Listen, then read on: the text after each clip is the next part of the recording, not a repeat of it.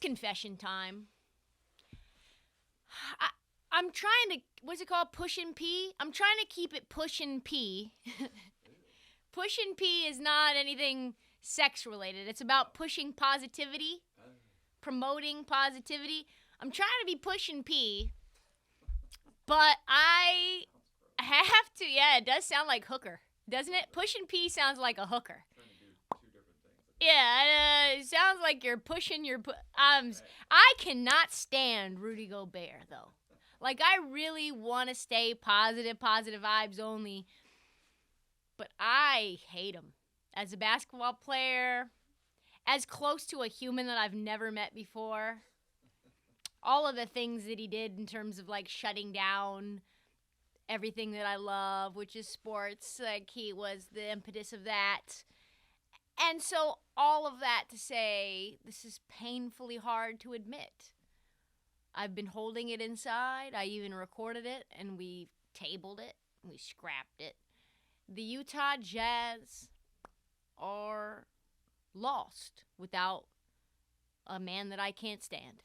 They are lost without Rudy Gobert. They need Rudy Gobert not only to thrive, which I guess is what they've been doing sort of in the regular season, but they need him to survive, which kind of contradicts everything that we Rudy Gobert haters have been saying about him. And now that Rudy is banged up a second time now, things are now dicey. It wasn't just a one-off. Things are now dicey for Danny Ainge, Dwayne Wade, and the rest of the Mormon fan base. So let me explain. It's not that I think Rudy Gobert is overrated. It's just that I think he's overrated. You know what I mean? Like, I know he plays defense, a certain kind of defense, at an elite level, but I also know that my man can't guard anybody on the perimeter very well. Like, I know his legs get drunk at the bar when anyone tween, and he ends up wobbly as fuck. You know what I mean? Like, small, quick lineups, he is barbecue chicken. Like the Clippers in the playoffs last year, he was exposed. He was exposed like Aaron Andrews in that peephole video, boy. He was all the way naked. And so I will admit he's worked on some things, fixing those holes in his game. He's been a lot better this year. A lot better. And so nobody, although they question his ability to, like, guard those guys on the perimeter, nobody ever says anything about Rudy's durability. Nobody ever questions his availability.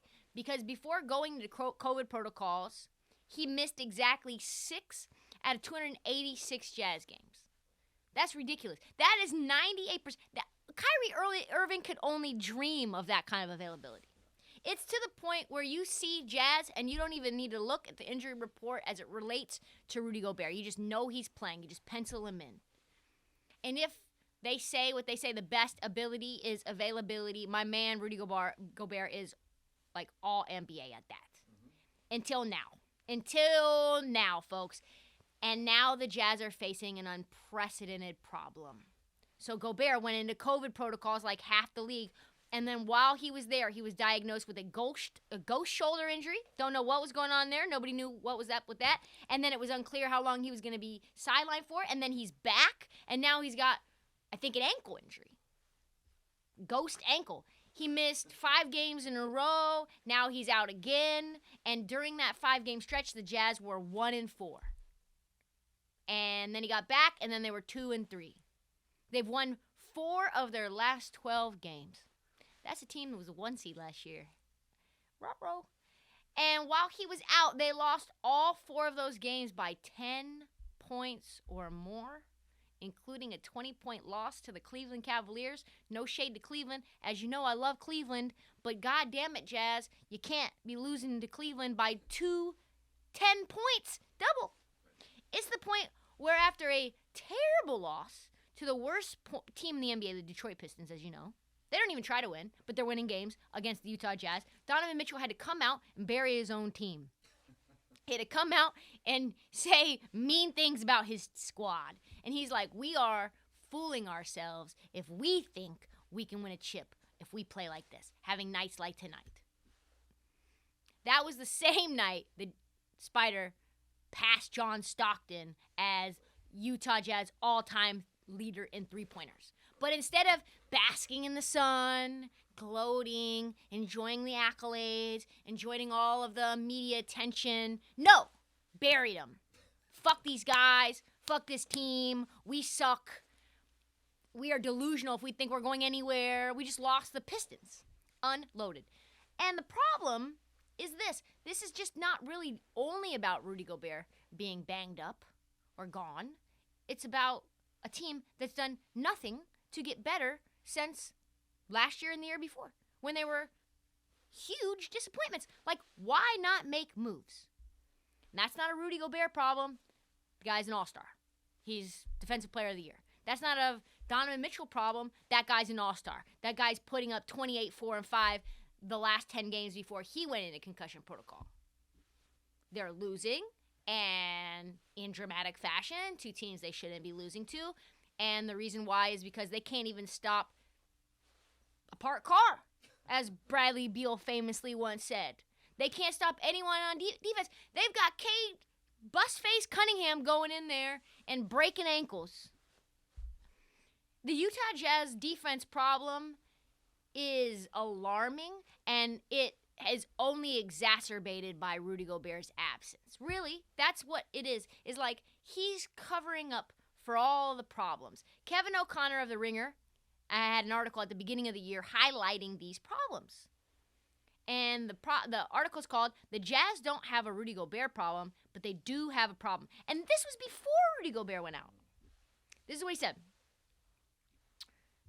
Following a blowout loss to the Warriors in which Rudy Gobert got cooked, Kevin O'Connor wrote, "Guys like Jordan Clarkson, Joe Ingles, Bojan Bogdanovic offer plenty on offense, but paper thin on defense." That's not what he said, but little on defense. It's not fair to put it all on Gobert, or much of any of it, for that matter. Royce O'Neal is the team's best perimeter defender, but he's undersized to defend bigger wings. Everyone else offers paper-mache resistance at the point of attack.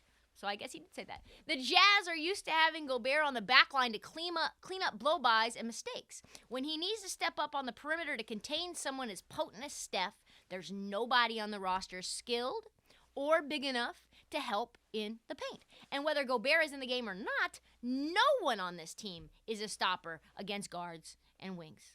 The issue is perimeter defense. And when it breaks down on the perimeter, much like a football team that has problems on the defensive line, then it trickles down into the linebacking core, and then it trickles down into the secondary. Like, that's your first line of defense, folks. And the issue is now magnified tenfold when Rudy Gobert's not there to be a Band-Aid for all the mistakes that these fucking old, aging, slow, immobile wings are struggling with against these youngsters like Amadou Diallo. You think you can stop Amadou Diallo? Man, we just won the dunk contest and he was nobody. Without Rudy, the Jazz have to resort into, like, gimmicky-ass defenses like the janky box and one. They play zone, like fucking John Beheim, whatever. It's like it's like Syracuse over here. I don't understand.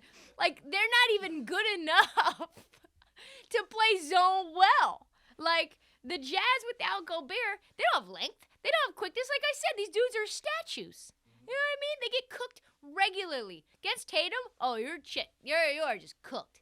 When Gobert was off the floor against Golden State, the Warriors had a surreal 140 rating offensively. When he was on the floor, didn't matter. Andrew Wiggins just blew by him. So, what is the Jazz to do? What is the best offensive team in the NBA to do? Well, like I said, they score in bunches. They have a ton of guys that can... they shoot the most threes out of any team in the NBA, and they shoot them well. Their only real hole, like I said, perimeter defense, which, to be fair, it's a pretty massive hole. Yeah. Like, you need a defender that can solve your problems on the perimeter while not having to shoulder the burden and be a two-way guy. Like, you need a good perimeter defender who doesn't have to score. Who would that be? Who could they trade for to get back one of the best on-ball defenders in the league, shoring up all of those issues that they ran into against the Clippers and the Nuggets. Like, and what team could use a playmaker, a scorer, a point guard, and is willing and would be willing to give up a defensive player of the year type player, hypothetically, who's really good on the perimeter? A floor general, someone who can still distribute, get Donovan Mitchell still involved. Well, to me, Mike Conley for Ben Simmons, perfect fit. Like, no one is talking about this. We're all talking about Daryl Morey trying to get James Harden. We're talking about Daryl Morey trying to go out and get De'Aaron Fox. Those are trash-ass trades. Those guys aren't point guards. This trade actually helps both sides. Philly will get someone that can complement Embiid, like you remember seeing. Mike Conley's not washed now. Don't slander his name. He is not washed. The way he played with Marc Gasol when he was a Grizzly, you do that with Joel Embiid? Come on now. Then you have Maxey still, with Conley being a plus defender. Like, people don't sleep on Mike Conley as a defender. He is a plus defender. And then Utah gets somebody versatile enough to play 1 through 5 defensively, allowing Donovan Mitchell to move without the ball. He doesn't have to bring the ball up. Ben can bring it up in transition. Get Donovan involved. Yak, yak, yak. Dunking on people. You add Jordan Clarkson to the lineup. Probably add him to the starting lineup for more three-point shooting. You can take Joe Ingles, take his ass, put him on the bench. He doesn't need to be starting whatsoever. You put Royce O'Neal on different positions for his defensive flexibility. And all of a sudden, Royce O'Neal can play against smaller guys because he's not going to play against huge, tall guys on the perimeter. He got to play against fours. And then Ben Simmons kind of fix all of those issues that you have. And there's urgency for me to fix it. If I'm the Utah Jazz, it's like Donovan Mitchell might be out like Trout if you don't do something. Right. Listen, considering the rumor, Donovan Mitchell is pissed about all-star voting. He's grumbling about the market size. It's Utah. Like I said before, I interviewed Nate Robinson. I asked him, what's the number one worst place to play? And he goes, Utah, trash Utah. That was the first thing. Didn't even have to hesitate. Donovan Mitchell knows Utah's trash. Everyone knows Utah's trash. Fan base is trash. Arena is trash. Salt Lake City's pretty trash. And then you combine that with his scathing remarks about the team itself, like, we are not winning a title. I do not know what I'm doing here. The Jazz, what are we doing here? The Jazz cannot afford to lose in the first round again, boy. I tell you what, they made it to the second round last year, but that was because they ran up against a Memphis Grizzlies team that was just a year there early. They run into the fucking Grizzlies again? I tell you what now, it is night, sleep mask. So why is this trade never going to happen?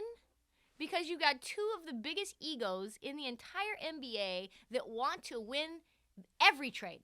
They don't just want to, like, slightly win the trade. They want to dominate the trade. They want to put you in shibari ropes and choke you out. Like, that's what they want to do in these trades. Can you imagine these dudes trying to negotiate with each other? My Lord. It would be impossible. They're both going to want four first-round picks. You give me 4 first-round picks for Mike Conley. No, you give me 4 first-round picks for Ben Simmons. And I want Mike Conley. Well, I want Ben Simmons, 4 first-round picks, and Tyrese Maxey. It's like, dude, you guys just make the swap. Like, no trades, nothing. Just Conley for Simmons, boom. Easy peasy, Japanesey. But that's not what's going to happen. And it's just like two selfish people trying to have sex with one another, trying to push the other one's head down. That's what you'll see. Both of them trying to, like, bobble. And it'll be ugly, it'll be unproductive, and frustrating for both sides, and frustrating for NBA fans and NBA front offices around the league. So, they need to do something, though. Jazz need to do something fast, because it doesn't look like Rudy Gobert is coming back any time soon. And with 2 injuries under his belt, who the fuck knows what we're going to see him back.